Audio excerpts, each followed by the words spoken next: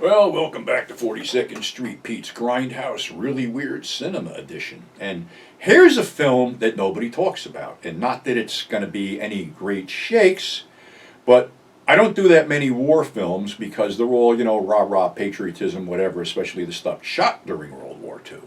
But let's go to something shot in 1956 called Between Heaven and Hell, starring Robert Wagner, Brodrick Crawford, and Terry Moore in the headlines. On the undercard, we have L.Q. Jones, Buddy Ebson, Harvey Lembark, Brad Dexter, Skip Homier, and an uncredited Frank Gorshin. And the reason I pulled this film out of the archives is it's kind of weird and has a really weird subtext going on, but let me explain. Robert Wagner is this guy who owns a plantation and has sharecroppers, one who was L.Q. Jones. And he's pretty rough on his sharecroppers. Until the war breaks out. Well, he's married to Colonel Cousins' daughter, and Colonel Cousins is Robert Keith, Brian Keith's dad, and the daughter is Terry Moore. And Terry doesn't like the way he treats the sharecroppers. So he winds up getting in the army, and they're on these islands in Japan, and his squad is L.Q. Jones, Harvey Lembark, and somebody else. And they do something heroic. They basically blow up a machine gun nest that had the whole company pinned down. So he's called in to see Colonel Cousins, and Colonel Cousins puts him in for the Silver Star. But about an hour later, Colonel Cousins is shot by a sniper. So there's an unhinged lieutenant that wants Robert Wagner's squad to go check out this village. And he goes, we just did this yesterday. And he goes, I know the Japs are back. I can sense them. So this guy's unhinged. He goes out there with him. He's sitting behind a machine gun in a Jeep. So they're strolling through this village knowing there's nobody there. And the colonel, or the lieutenant rather, hears a sound behind him, which is basically a huge snake slithering off. And at that moment, Harvey Lembark decides to kick something, making half the building cave in. And then the lieutenant opens up with the machine gun, killing the 3 troopers. Robert Wagner runs over and basically tries to beat the guy to death with his rifle. And he's, thrown in the brig, knocked out.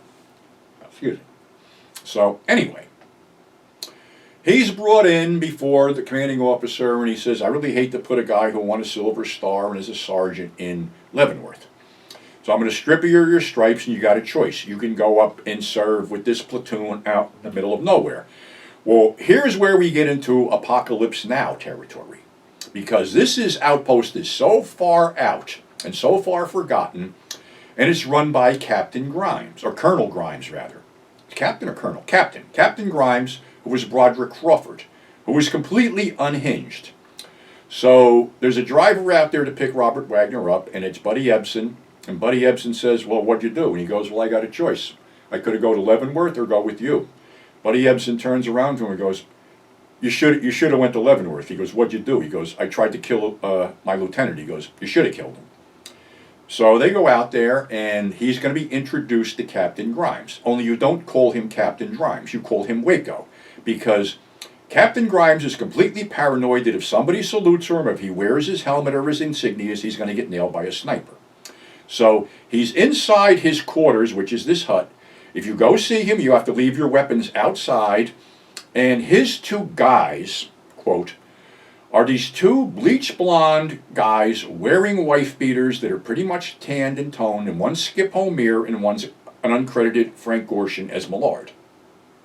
So, of course, there's an altercation the minute he gets in there because they want him to sit there and do some radio things, and he goes through his wallet, pulls out a picture of his wife, and Millard grabs it, and they're arguing over the picture, and Grimes comes in, takes the picture away, and he goes, I don't want problems in my unit, sets the picture on fire, and tells Robert Wagner to go outside and join the squad, and saying something about, your wife is probably doing what my wife is doing, banging everybody in Texas. And as he walks away, I think Skip Homier says, Waco doesn't have a wife. So, okay, he goes out, they're doing platoons. They said, Waco calls him in and he goes, I got a job for you. I want you to go to this village and count how many beer bottles the Japs threw into the church.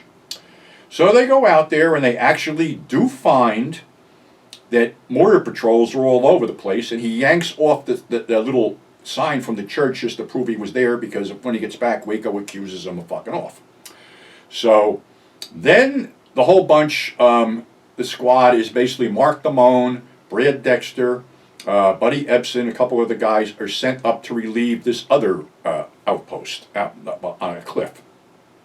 So they go up, and they're doing a bunch of stuff, and they're attacked, and the radio batteries get messed up. So Robert Wagner and Mark Damon go back to get radio batteries.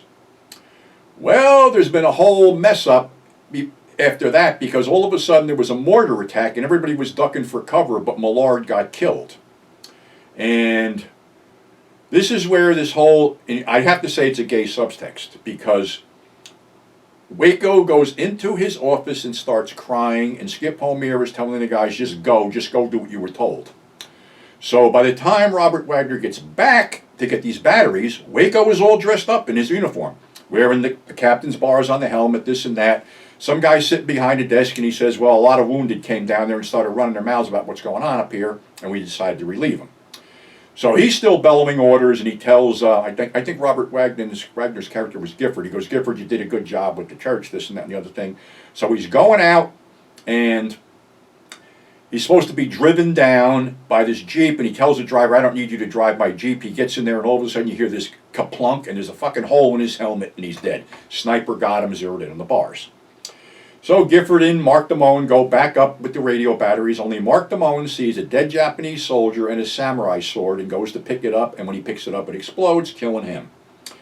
So he gets back up there, and they keep hearing things at night, and all of a sudden they hear this guy going, Joe, is that you, Joe? Because the lieutenant or the sergeant in there, his name is Little Joe. So he goes, yeah, and he goes, oh, Joe, we're coming up to relieve you, this and that, and he goes, come on in where I can see you. Come on in where I can see you. And he shoots off a flare, and they're all Japanese. So they have a shootout, and all the Japanese are killed. And everybody is killed on the American side except Buddy Ebson and Robert Wagner. And then one of the Japanese soldiers isn't dead yet and throws a grenade into the foxhole, which blows up, hitting Ebson in the leg. So now Gifford is going to go back and get help. And you just see him running down the hill, and it's funny. All these World War II movies, when they take this patrol out, they're usually a day or two away from the command post, but they can run back in 10 minutes.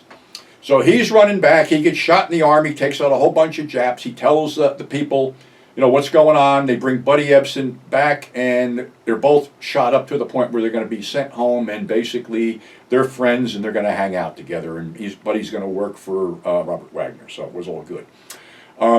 It's a strange film with this whole thing going on with, Brodrick Crawford and, Skip Homere and Frank Gorshin. The weird part is that Frank Gorshin had a pretty meaty part as Millard. He had a lot of lines. He was on camera a lot, but he's uncredited. And for years, this was bugging me because I'm thinking, that's fucking Frank, man. I mean, I've met him. I've talked to him at conventions, and I know who it is. I wish I had known to ask him about this film, but I never did. And then I was going through the IMDb, and I found out uncredited was also him and Scatman Carruthers, and Scatman Carruthers' scene was cut out. So it's kind of strange, but if you feel like digging something up, it's definitely worth a look. It's got some great actors in it, like I said, L.Q. Jones, Harvey Lembeck, Eric Von Zipper from the Beach Party movies, Brad Dexter from the Magnificent Seven, and Mark Damon. So you can't go wrong. So that's our show for today. Thanks for subscribing. Thanks for tuning in, and we will catch you on the flip side.